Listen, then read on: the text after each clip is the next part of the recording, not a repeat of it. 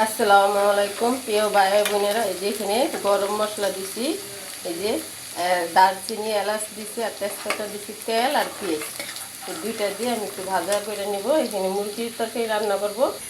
এই যে দেশের তো নানা চাল কুমড়া, আর ওই যে ওইখানে মুরগি, আর এই যে মশলা এখানে জিরা ধইনা গরম মশলা, না জিরা ধইনা আর হইলো আদা আর রসুন আর এলাচ, এই যে বাইটা নিচ্ছি আমি। এই যে সবগুলো মশলা আমি দিয়ে দিলাম, একটু আদা রসুন মশলাটা একটু ভাজতে নেব, তারপরে বাকি মশলা দেব। এই যে সবগুলো মশলা আমি দিয়ে দিচ্ছি, হলুদ থাকি মরিচ থাকি আর লবণ। একটা ঘুটা কাটা করে দিয়ে রান্না করে নিব।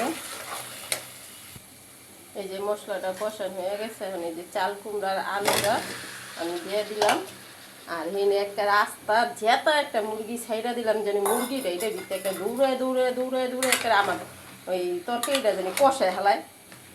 সরি বন্ধুরা, কত কিছু তুই হাসানোর জন্য আপনারা একটু যেন হাসেন, আর আমার চ্যালেঞ্জারে যেন একটা সাবস্ক্রাইব করে দেন, আমার চ্যালেঞ্জারে যেন একটা লাইক মেরে দেন, একটা উপরের দিকে ঢেক্কা না দিয়া একটা লাইক মেরে দেন ঠাস করে।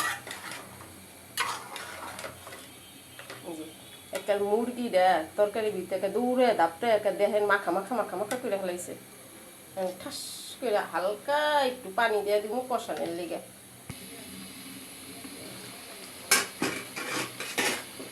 এই যে আমার একটারে জালি কুমড়া দিয়া মুরগিটা একটা নাইমা কাপচার কাপচার করে একটা কষাই নিয়ে হয়ে গেল গা। এখন মনে করেন এখানে আমি গরম পানি দিয়ে দিছি চুলার পাশে, এখন আমি গরম পানি দিয়ে দেব।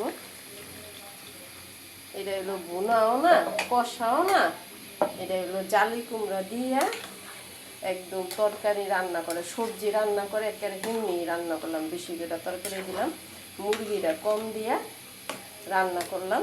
এমনি করে রান্না করে একদিন খাইয়া দিচ্ছেন, একেবারে চাইটা কুটা খাইয়া নেবেন। এই যে এখানে একটু বেশি আছে এই জিরা ফাঁকি আর একটু গরম মশলা ফাঁকি একটু কম আছে মাপের কম। এই একেবারে দিয়া ঘুটে ঘাটে দিয়ে দিবেন। তরকারিটা একদম হয়ে গেছে। এটা হলো পাতলা ঝোল চাল কুমড়া মুরগির পাতলা ঝোল। এরকম একটা পাতলা ঝোল যদি এরকম রান্না করা যায় মুরগি দিয়া, তাহলে খুব খাইতে ভালো লাগে। আপনারা একবার খাইয়া রান্না করে খাইয়া দেখবেন কতটুকু ভালো, কতটুকু মিশা, কতটুকু খাঁচা। বন্ধুরা যদি ভিডিওটা ভালো লাগে লাইক শেয়ার সাবস্ক্রাইব করেন বন্ধুরা। আল্লাহ হাফেজ।